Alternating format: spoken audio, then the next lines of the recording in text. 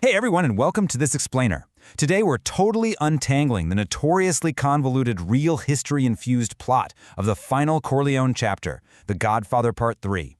Whether you're a longtime fan of Francis Ford Coppola's epic Mafia saga, or you're just kind of fascinated by how cinematic history weaves real-world scandals into fictional storytelling, well, you're absolutely in the right place. We're going to break down this incredibly complex narrative to make sure you catch every brilliant detail. Okay, let's dive into this. Right at the heart of this story is a burning, almost impossible question. How does a mafia kingpin actually buy his way out of the underworld? I mean, after decades of ruthlessly building a criminal empire, Michael Corleone is desperately trying to use his immense, blood-soaked wealth to become completely legitimate. He wants out of the mob. Period. But as we're going to see, when you've literally built your life on violence and deception, that path to redemption, it's incredibly expensive and extremely dangerous. So here's our roadmap for today. We're going to cover Michael's quest for legitimacy, look at the violent succession of a new generation, unpack the real history behind these fictional crimes, break down the whole opera of death climax, and finally, we'll compare the two different endings. Let's get right to it.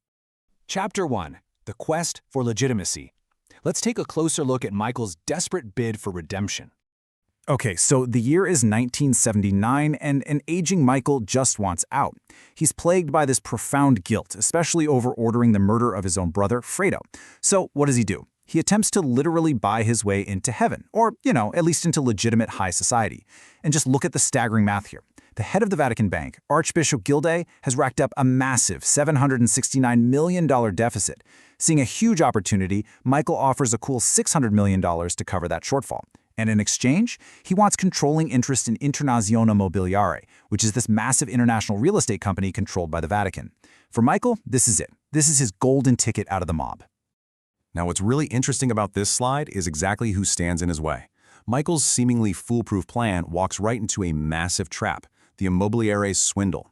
The board approves his offer, sure, but it requires the Pope's actual ratification. And pulling the strings to block him is a trio of conspirators: Licio Lucchesi, the chairman of Immobiliare, Archbishop Gilday, and the Vatican accountant, Frederick Kienzig. Basically, they take Michael's money but completely maneuver to block his legitimate buyout. It just goes to show you that the white-collar world of high finance, it can be just as corrupt as the mafia streets. Moving right along to Section 2, a violent succession. Because while Michael is busy navigating Vatican politics, the criminal underworld he left behind is absolutely boiling over. Enter Vincent Mancini. Now, he's the illegitimate son of Michael's older brother, Sonny. And man, he has inherited every single ounce of his father's legendary, hot-headed temper.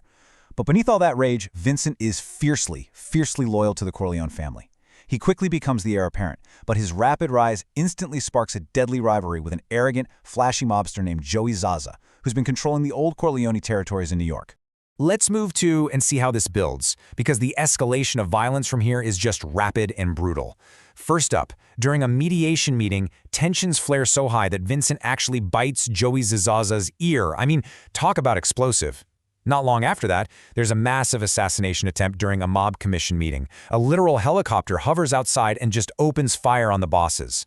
Michael narrowly escapes, but he realizes the attack was orchestrated by Don Altobello, a supposed friend and his sister Connie's godfather. Wow. Finally, in direct retaliation, Vincent disguises himself and guns down Joey Zaza at a crowded street festival. The exact violence Michael tried to escape is now raging right at his front door. All right, Section 3, Real History, Fictional Crimes.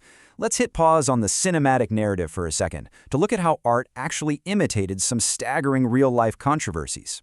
So the film draws heavily from actual real-world events that happened between 1978 and 1982, and the historical parallels are frankly shocking. In the fictional universe, the honest Cardinal Lamberto becomes Pope John Paul I and is poisoned with tea, while that corrupt accountant Kienzig is murdered and left hanging under a bridge. But in real-world history, the actual Pope John Paul I suddenly died just 33 days after his election. The film is directly mirroring the claims of investigative journalist David Yallop, who theorized the real Pope was poisoned over his plans to reform Vatican finances. And it doesn't stop there. The fictional Kienzig is a direct parallel to real-life Italian banker Roberto Calvi, who was notoriously found hanging under London's Blackfriars Bridge in 1982 amidst a massive banking collapse. Just wild stuff. And the inspirations go even deeper. Archbishop Gilday is a direct nod to the real-life head of the Vatican Bank, Archbishop Paul Marcinkus. Meanwhile, the ruthless politician Don Licio Lucchesi, he was inspired by Giulio Andreotti, who was a 7-time Italian prime minister. The writers even give a super clever nod to this inspiration right before Lucchesi's death in the film. They have a character deliver a quote famously attributed to Andreotti himself: "Power wears out those who don't have it." It is just incredible how closely the fiction hugs the reality of these historical scandals. Which brings us to Section 4, the Opera of Death. This is where everything converges at the Teatro Massimo. And this brilliantly illustrates the sheer scale of the climax. Inside the theater, Michael's son is making his operatic debut in Cavalleria Rusticana, and Michael has officially handed the title of Don over to Vincent. But outside, a perfectly synchronized revenge montage is playing out. Vincent methodically takes out the conspirators. Step 1. Kinzig is killed and hung from a bridge, staged as a suicide. Step 2. Michael's sister Connie, who has fully embraced her dark role in the family, poisons the traitor Don Altabello with a gifted birthday cannolo, and she literally watches him die from her opera box. Step 3. An assassin named Kahlo violently stabs Lucchesi. And finally, Step 4. Corleone enforcer Al Neri travels directly to the Vatican to shoot and kill Archbishop Gilday. The enemies are neutralized, but as we know, tragedy is still waiting in the wings.